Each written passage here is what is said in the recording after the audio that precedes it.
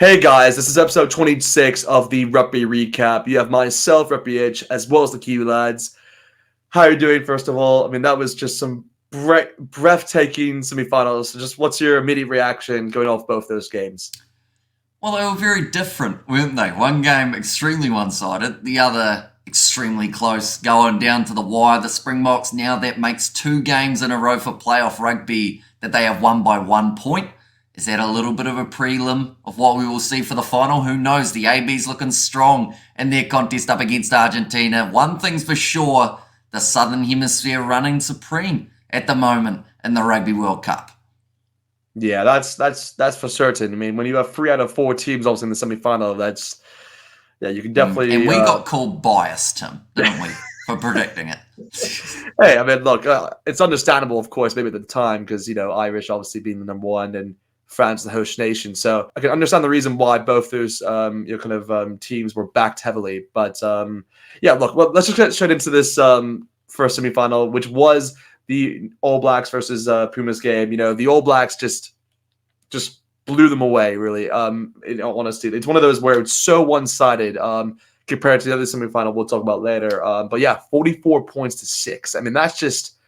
I mean, we did say I think I did say for this one because for our predictions we said roughly like it would be like a close game. I think we said like what 8 points or something like that. We said something like but I did make a mention saying I can definitely see this being 20 points above, and we both agreed on also that front as well. So it's I just couldn't believe what we saw because Argentina it's like they didn't have any response in this game. Like they weren't able to build up any momentum. And again, that just came down obviously to the All Blacks just having most of the possession. I mean, they scored how many tries in the first half? I mean, they had Will Jordan who scored 1, Jordy Barrett who scored 1. They had who else? They had Aaron. Yeah, I think Did that Aaron Smith was. score 1? I think That that was was after all the they half, had I in the think. first half. Halftime, 20 points to 6. Yeah, I think it was. So, like, even that though, with those couple extra 3 pointers that the All Blacks were getting, like, it was always going to be tricky because Argentina did seem to have that mindset of we want to get threes, we want to get points because we're in a final. But you also, at some stage, have to realize you're playing a side that have scored like 280 points in their last 4 games. You might need more than threes. Yeah. No, I agree with you. I fully agree with you. That's the thing that with Argentina, that's what kind of hurts them in a sense because that's how they win games against the big teams. It is through the frees. That's how they pressure their opponents in kind of winning the ball from the breakdown, and then from there they're able to kind of slot it through. Obviously with Buffelli on your side, so. Yeah, look, it's like you said. I mean, when the scoreline was 20 points to 6, I mean, even the All Blacks, I think they were up like I can't believe. I think it was like they had a try, if I'm not mistaken, or at least they had 2 penalties. It was in it. I think it was like 12 points to 6 or something. Like I could be wrong in that sense. It was like 13 points to 6 or something, where it was retainable for the Pumas at least to kind of come back into the game for that second half. But of course, the All Blacks got like I think a try. I think at the end, I think it was through Vizel, if I'm not mistaken.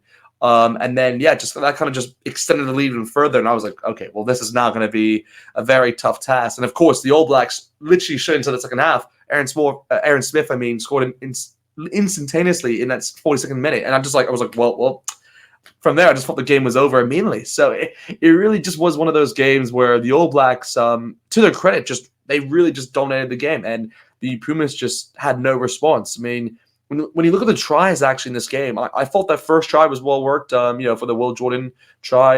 Again, Jordy Barrett's one. I actually forgot.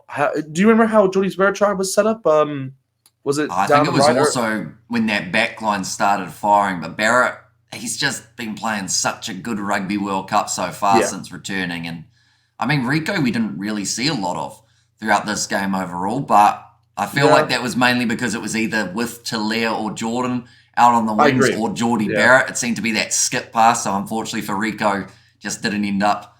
He was seen as like the dummy in that sense, like where Well, sometimes he is as well, depending on how he plays. But yeah, unfortunately for the All Blacks, he's great. That's your guy, so that's why. That's my guy. You can criticize him. I'm gonna back him fully. You should have seen me, by the way, throughout the game. I wasn't really looking out for Reiko because, like you said, he wasn't really in the game entirely. It was really more for Jordie Barrett, like you said. But really, for me, whenever like Martellet had the ball, I was like, oh, you better watch out here. But every time, like when when the Pumas, because I'll be honest here, guys, I was cheering for the Pumas in the game. So when Martellet even had opportunities where he's trying to win the ball in the breakdown, I was like, I couldn't criticize him. I was like, what's this happening to me? I can't criticize him when I when I really should be. If it wasn't Martellet, I would be like, hey, get him out of there, get him out of there. Like, but I was like, oh, I don't know what to say. So, yeah, it was one of those where, I mean, even Martellet, like, he set up that, I think that's for a try, actually, for Shannon Vizel, like, where he kind of just slipped his way through, and all the players were like, what's happening here? And then, of course, the easy pass towards that left-hand side for Vizel. But, yeah, again, in that second half, the All Blacks just, like I said, continue their the momentum. Jordan got, I think, 2 tries that second half. I think who else was it? Frizzell got one as well, got a second in the game in the 49th. But yeah, no, Will Jordan, just an incredible game by him, of course. That second try he had, I forget the second try he had, actually. That's the one no, he scored in the left-hand corner. That's literally he just picked it up and it was a very easy try, actually. Probably the easiest try of the game, actually, now that I think about it. Yeah, that third try, however, oh my word. I know he can also do the chipping chase, but I didn't think it was the right moment for it. In all honesty, I thought the Pumas actually were going to get the ball, but the ball just set up perfectly for him. And I was like, wow. I was like, fair play. That's just unbelievable. And I think with that, correct me if I'm wrong, did he tie the record there with 8 tries? Is that what he did? Well, there's a little bit of a scenario, Tim, which I if Richie Mo'unga had passed that last ball, Yes, I think he would have broken records. So he's still got another chance, of course, with the final. But yeah, he did tie it though. I believe so. Okay, he had a chance of getting the most tries ever in a semi-final, I believe, if he had scored that 4th one. Yeah, alongside it as well. So there was a lot on the line on that pass, but Richie, he thought he had a chance, didn't he? Yeah. He had a mixed game, Richie Mo'unga, I feel. He had some good moments, and then he also had some moments where I was thinking, ooh, that's not... He was great. I thought Mo'unga was overall actually pretty good in this game. I think it was just one of those... I think it's like... See, it's one of those like where... I hate saying this because I never like to say this to a player, say this about a player, but like you could say in that moment it was a selfish play, like where it was, he could have passed it towards, Will Jordan, and he was kind of open on that right wing.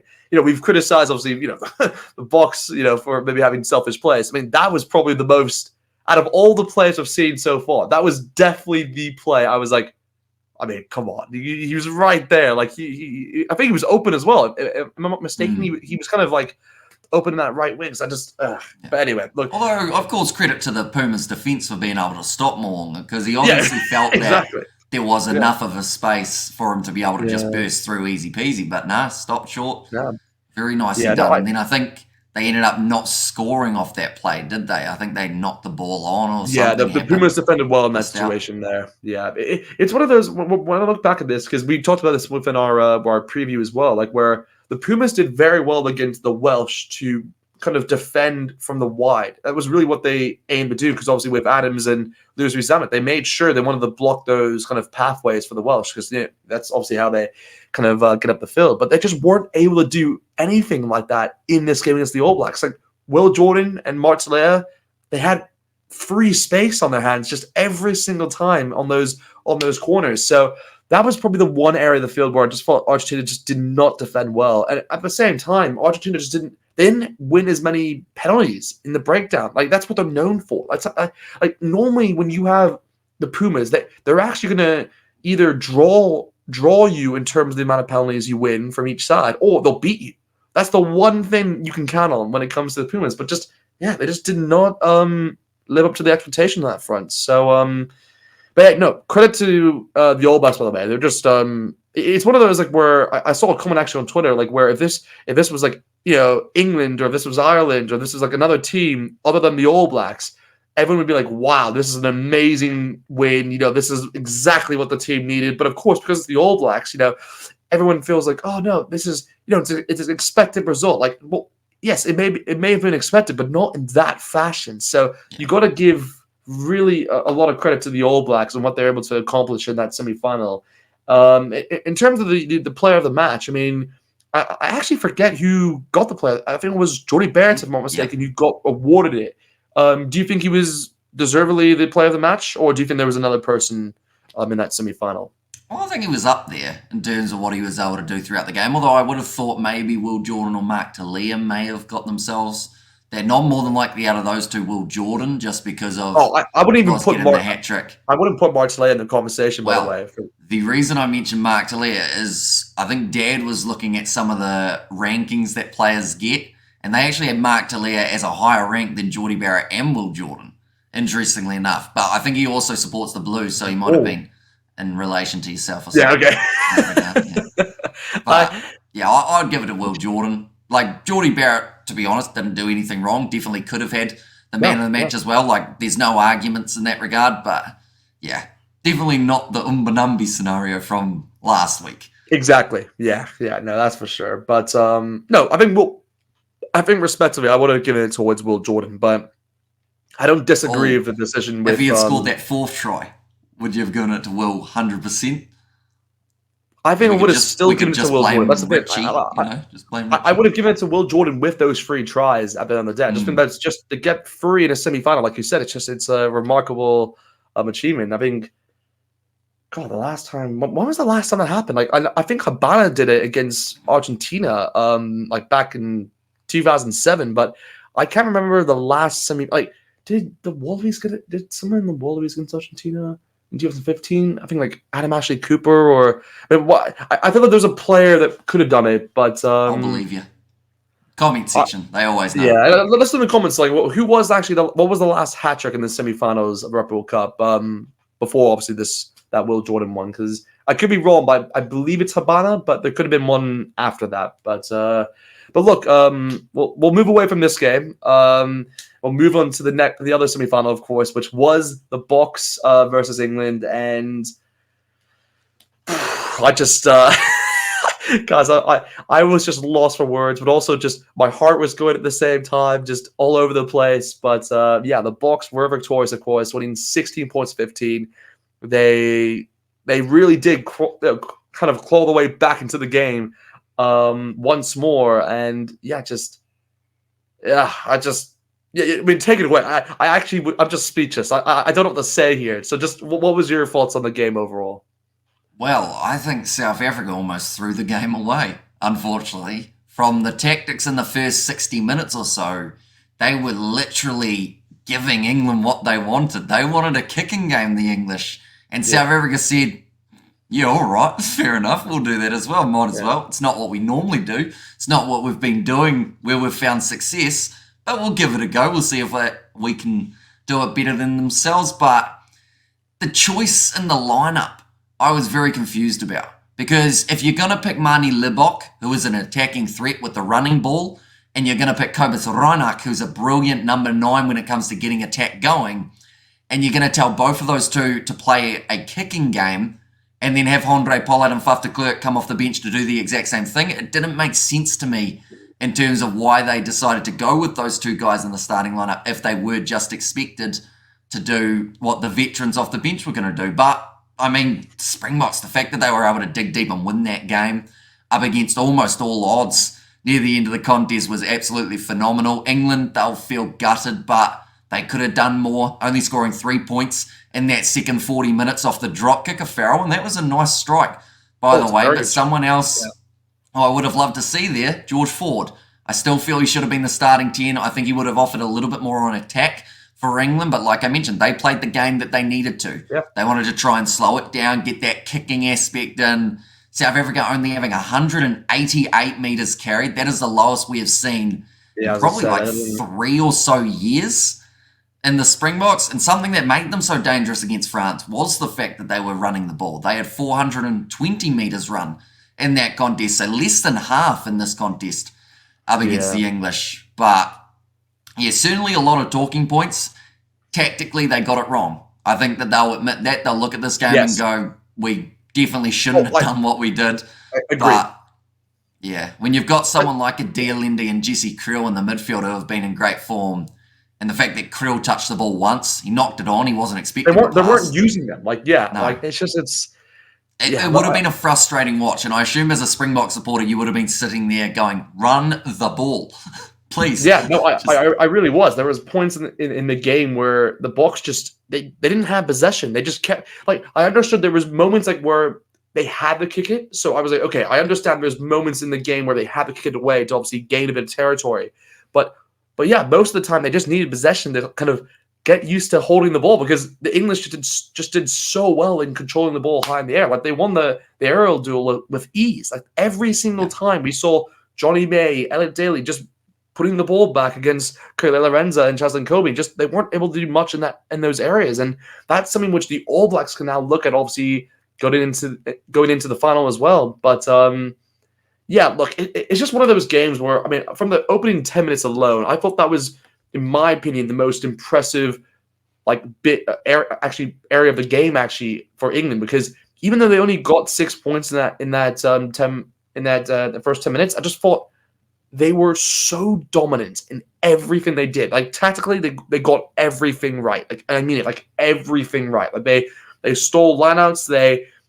Whenever the Bucks had, I think, only like one opportunity or two opportunities with the lineouts, they held still. They weren't able to gain any meters in the thing, like in that set piece, and just, I mean, like the Bucks again just weren't winning the high ball. England just won all of it. I think maybe they want to scrub maybe in that period of time. I could be wrong. Maybe there's a bit later on, but still, just an unbelievable just first 10 minutes for the English, and then obviously they're going at halftime, winning. I think what was it, like 12 points to 6.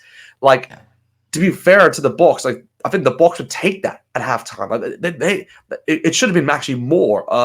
In honesty, to the English, but yeah, like you said, when it came towards the second half, that's where, in my opinion, I think where the game changed really was when Kirby Lorenza he kind of slipped and knocked the ball in the process, and then went out for the lineouts, and that's where England had a lineout 5 meters away from the touchline, and in all honesty, guys, if they got the try from there, they would have won the game.